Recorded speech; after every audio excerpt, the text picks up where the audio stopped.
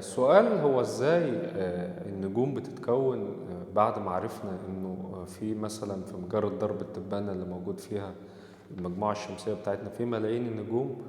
وقلنا برضو انه في استدامة داخل المجرات، انه دايما بيكون في مجرات بيكون في نجوم بتموت وتنفجر وبيتولد مكانها نجوم تانية. فسؤال منطقي ان احنا نعرف ازاي النجوم ديت بتتكون. بداية عملية تكون النجوم بتبدأ ان هو بيكون في تجمعات كبيرة من الغازات والغبار، عرضها بيوصل لآلاف ملايين السنين الضوئية. وبيكون في موجود فيها من كمية من المادة أكبر ب10 ملايين مرة من المادة الموجودة في الشمس عندنا في المجموعة الشمسية. وداخل التجمعات الكبيرة من الغاز دي بتتقسم لمجموعة سحب فردية. السحابة الواحدة عرضها بيوصل تقريبا لحوالي عشرات ملايين السنين الضوئية. وداخل كل سحابة لوحدها بيكون فيها كتلة أكبر من كتلة أو حجم مادة أكبر من حجم المادة الموجودة في الشمس بتاعتنا تقريبا بحوالي مئات آلاف المرات. السحب دي بتبقى موجودة، بيحصل جنبها انهيار لنجم عملاق، يعني نجم خلاص استنفذ الطاقة بتاعته ووصل لمرحلة الشيخوخة، فبيبدأ ينهار. مع الانهيار ده لو النجم ده قريب من سحب الغبار ديت، بيحصل تكون لقلب نجم صغير تقريبا بيوصل قطره لحوالي 5 سنة ضوئية، وبيكون موجود فيه 70% من كتلة الشمس. ازاي بقى بتكون قلب النجم؟ قلب النجم ده انه لما بينفجر جنبها النجم العملاق بتحصل طاقة انضغاط بتضغط سحابة الغبار والغاز ديت، بتديها الطاقة المبدئية بتاعة الانضغاط. ولما بتنضغط بتبدأ تجذب لها كميات غبار تانية وغاز محيطة بيها لغاية ما تكون قلب النجم اللي هي بتبدأ بحياتها وتقعد تجمع مادة أكتر. وكل ما تكون محيط بيها السحابة ديت محيط بيها مادة أكتر وغازات أكتر، كل ما يبقى النجم قلبه أكبر، وكل ما يبقى النجم لما يتكون بيكون حجمه أكبر لغاية وقت معين النجم بيكون جمع الطاقة اللازمة خلاص إن هو يتكون نجم.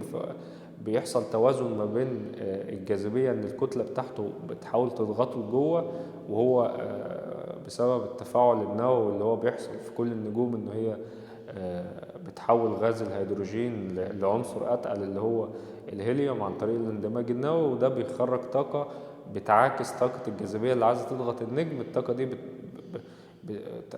اتجاهها للخارج، فبتوازن طاقة الجاذبية عند الحد ده. خلاص النجم ما بيسحبش مادة جديدة من السحب اللي حواليه، بل بقى على العكس بيبدأ يطرد السحب اللي حواليه لأماكن بعيدة بتروح لأطراف المجرة بسبب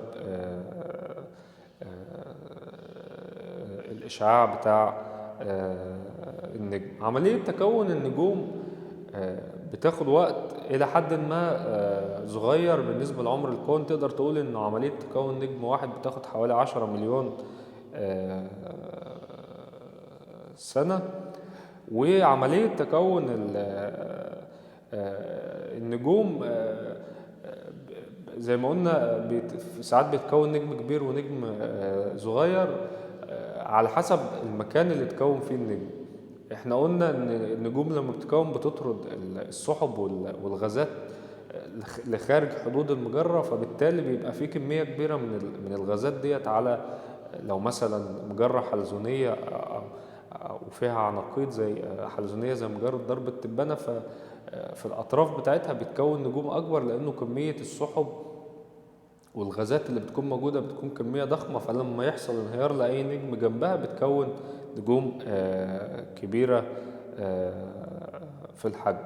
ففي العناقيد ديت، العناقيد الكروية اللي موجودة في المجرات بيتكون زي ما قلنا نجوم كبيرة في الحجم. وزي ما قلنا في الفيديو اللي فات ان كل ما النجم يكون كبير في الحجم كل ما ده بيجبره ان هو يستهلك الطاقة بتاعته بشكل اسرع عشان يعادل قوة الجاذبية اللي بتحاول تضغطه، فده بيأثر من عمره. من هنا نقدر نقول ان داخل كل المجرات بيكون في استدامة، ان هو زي ما في نجوم كبيرة بتنفجر ان هي بتستنفذ طاقتها وبتنفجر وبتنهار، بيتكون جنبها نجوم جديدة، وهكذا تقدر تقول نجوم بتتولد ونجوم بتموت. وفي اعتقاد شائع ما بين علماء الفلك انه المجرات الكبيرة بتلتهم المجرات الصغيرة.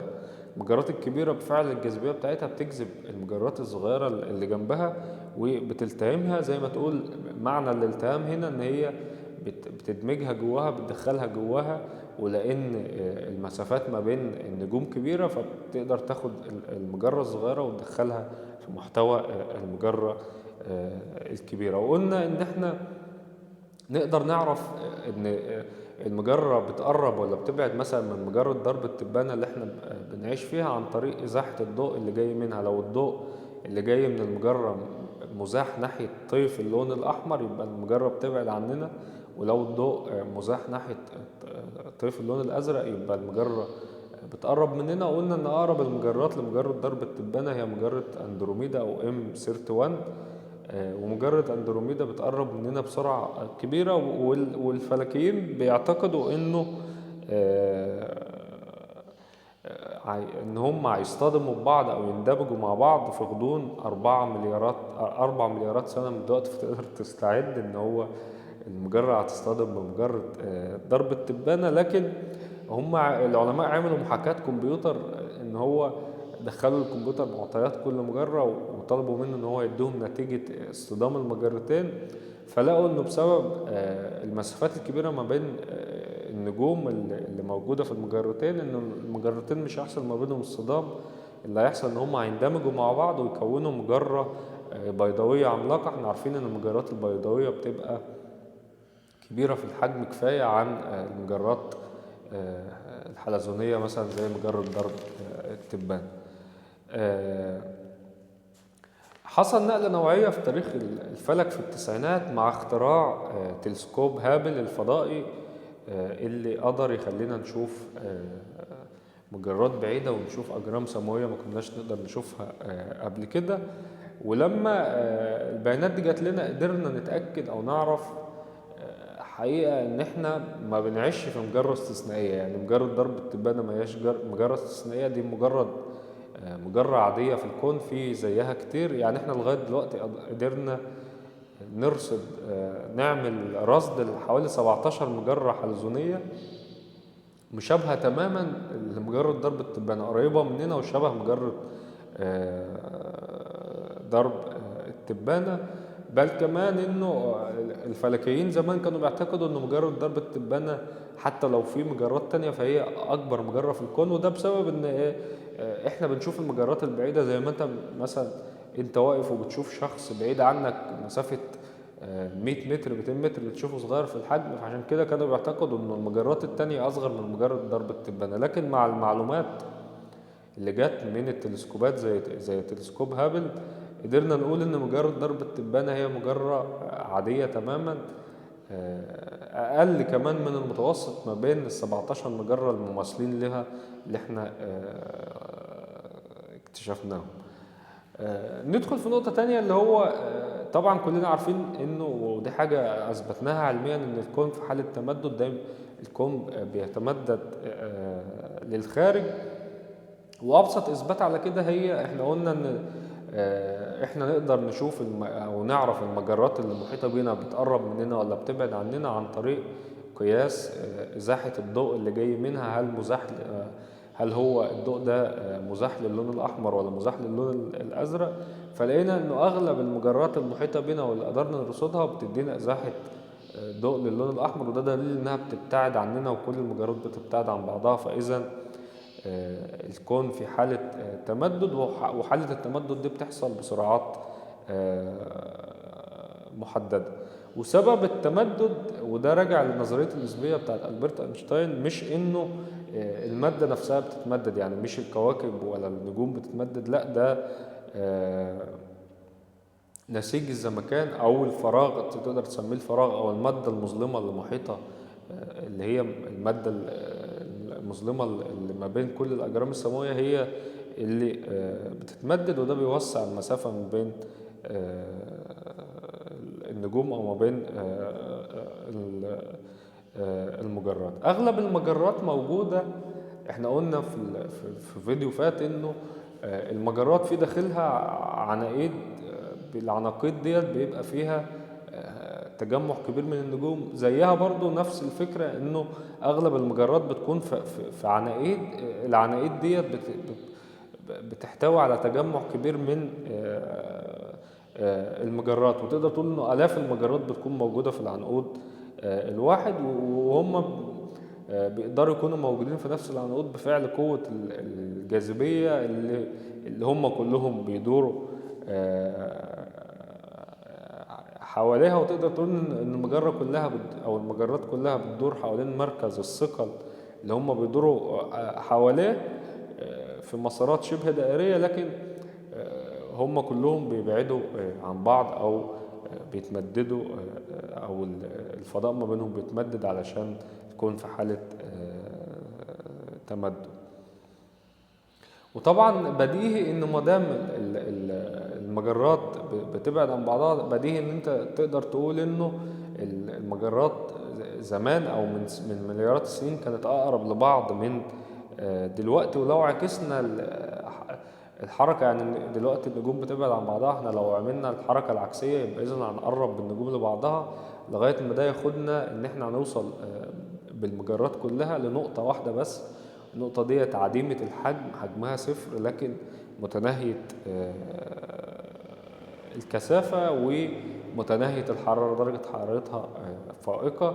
وهي دي فعلا اللي تقدر تقول عليها نقطة بداية الكون أو البيج بانج، أو نقطة الانفجار العظيم، اللي هو كان الكون كله كان عبارة عن نقطة واحدة بس ملهاش حجم ومتناهية الكثافة ومتناهية الحرارة، حصل لها انفجار وتمدد وكونت الكون اللي احنا شايفينه دلوقتي. ومن ساعتها الكون في حالة تمدد. كان في محاولات كتيرة لحساب عمر الكون، كان أسهلها إن احنا نقيس حاجة اسمها ثابت هابل. ثابت هابل ده هو سرعة تمدد أو ابتعاد المجرات عن بعضها. احنا عارفين قلنا إن الكون في حالة تمدد وليه سرعة ثابتة في التمدد، فإحنا لو جبنا السرعة ديت نقدر نجيب عمر الكون عن طريق إن إحنا بكل بساطة هنقسم 1 على ثابت هابل ده يدينا عمر الكون. بس الموضوع مش بالبساطة كفاية، لأنه نظرية النسبية بتتوقع أو بتأكد إن الكون ساعة مع البداية بعد الانفجار العظيم كان بيتمدد بسرعة كبيرة، وبدأ يتباطأ شوية في التمدد، ورجعت سرعة التمدد تبقى ثابتة. فنقدر نقول إنه تقريبا عمر الكون نقدر نحسبه إن احنا مش هنقسم 1 على ثابت هابل، لا ده هنضرب 2 على 3 في 1 على ثابت هابل، أو ناخد تلتين 1 على ثابت هابل يدينا عمر الكون. مع التقدم في العلم قدرنا نحسب تقريبا ثابت هابل، وقدرنا نقول ان عمر الكون تقريبا 14 مليار عام. وده متوافق شوية او رأي صلب، لانه احنا اكتشفنا مثلا ان اقدم النجوم اللي موجودة في الكون عمرها 13 مليار عام. ف كده الحسابات متوافقة مع بعضها، انه ما دام اقدم نجم بقاله 13 مليار عام، فرقم 14 مليار عام لعمر الكون هو رقم متوافق، ما تقدرش تقول عليه حاجة. اما ليه الكون في حالة تمدد دائم؟ الاعتقاد او نظرية بتقول انه والله المادة المظلمة اللي احنا اتكلمنا عنها، اللي هي المادة اللي بتحيط اللي موجودة ما بين كل الأجرام السماوية، وإحنا قلنا إن دي مادة مظلمة، إحنا ما نعرفش خصائصها ولا نعرف الذرات اللي هي متكونة منها، وما بتشبهش أي حاجة من المادة العادية، هي ديت اللي بتضغط على الكون علشان يتمدد. لأنه في وقت من الأوقات كانت قوة يعني ضغط المادة المظلمة للخارج عشان تمدد الكون كانت بتساوي قوة الجاذبية بتاعت المادة العادية. المادة العادية اللي هي المادة اللي بتكون منها ذراتنا وذرات النجوم وذرات المجرات وكل الكلام ده، كانت قوة الجاذبية بتاعت المادة العادية كانت ماسكة الأجسام، وكان بتعكسها قوة طرد بتاعة المادة المظلمة. لكن المادة العادية حصل لها إن كثافتها قلت لأنها اتمددت بشكل كبير، فضعفت جاذبيتها فتفوقت عليها المادة المظلمة، وهي دي اللي أدت إن الكون يكون في حالة تمدد. المادة المظلمة من أغرب الأشياء اللي ممكن تدرسها في علوم الفيزياء، لأن زي ما بقول لك احنا ما نعرفش هي بتتكون من إيه بالظبط. ومقدار المادة المظلمة حوالي 10 أس سالب 29، يعني واحد يعني علامة عشرية و29 صفر وبعد كده واحد جرام في كل سنتيمتر مكعب، ودي كمية قليلة، لكن لما تيجي تحسب هي موجودة في كل الأماكن حوالين الأجرام السماوية، ده بيديك كمية كبيرة. وتقدر تقول بكل تأكيد إن المادة المظلمة كميتها في الكون أكبر من المادة العادية آلاف بل ملايين المرات. بشكر أحد شاف الفيديو. لو عجبك الفيديو يا ريت تعمل له شير، وفي فيديو تاني كان عن المجرات، مقدمة للفيديو ده.